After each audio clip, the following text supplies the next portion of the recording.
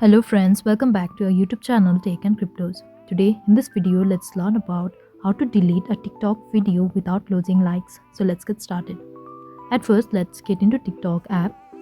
We need to know that we cannot delete any TikTok video without losing likes, but what we can do is at first let's get into our video we want to delete, and let's get into these three dots.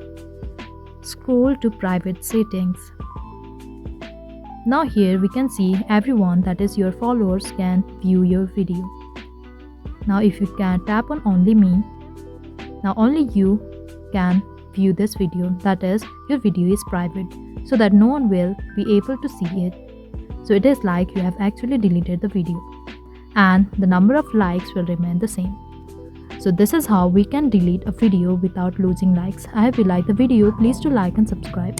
Thanks for watching.